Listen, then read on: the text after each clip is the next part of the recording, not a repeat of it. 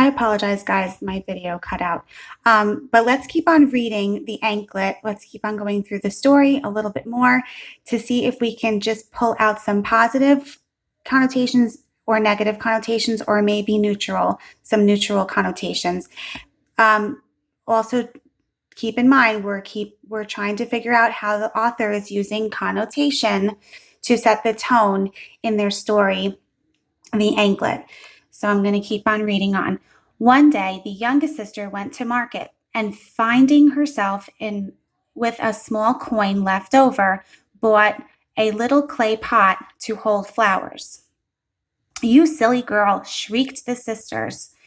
"We can't waste our money on fancies and fripperies." She made no answer, but placed a single rose in the pot and sat down to her spinning. These days passed in drudgery and in silent toil. The two older sisters kept nagging the poor girl and making fun of her.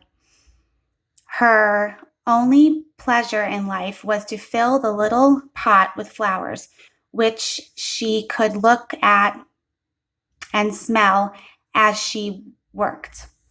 So now I think we can definitely pull out some other words that set some connotation so we could start figuring out the tone that the author is trying to set in this story. So a word that I heard that was described that I thought takes on a positive connotation is she was described as having beauty. I think that was in the first paragraph I read, but I think I just leave that out. So she's described as having beauty, taking on a positive connotation.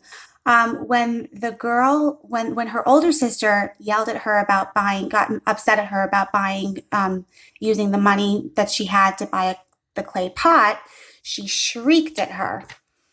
Shriek is just an unpleasant sound, so it would take on a negative connotation. And also, when she talked about how she spent her money, she was nagging her about it. So she was nagging her on. So when you nag somebody, it's just a very unpleasant conversation or unpleasant way to talk to somebody when you nag them and tell them what to do.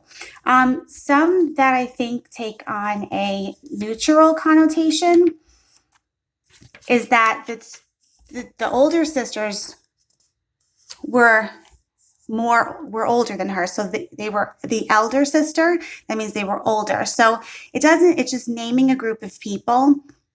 So it would just be it would be a neutral connotation. And also I thought the word earned, when you earn something, you don't get rewarded. That would be positive. You don't get it stolen from you. That would be negative. You earn it. It's just something that you get because you do something. So it would be a neutral connotation. So with that being said, and the examples I gave you, I would I hope, and I could trust you've been writing this down and making a list as I've been setting you up with a sorting chart for positive, negative, and neutral connotation. So I would like you to reread this story, The Anklet, going down and listing as many words as you can for positive that take on positive connotation, negative connotation, and neutral connotation. And then at the end of the story, you're going to take a look at your list and then decide on the tone of the story. So I would take a look at the list and I would see which has the most in it, whether it be positive or negative. And I kind of think it's going to take on a more negative connotation, considering that they don't like their youngest sister and they're very jealous of her. But that's just my guess. You'll have to keep on reading to see how your lists turn out and how you rank these words to figuring out how the author would set the tone in the story, The Anklet. So I look forward to seeing your lists, and I look forward to seeing your reading responses. Okay, have a good day, guys.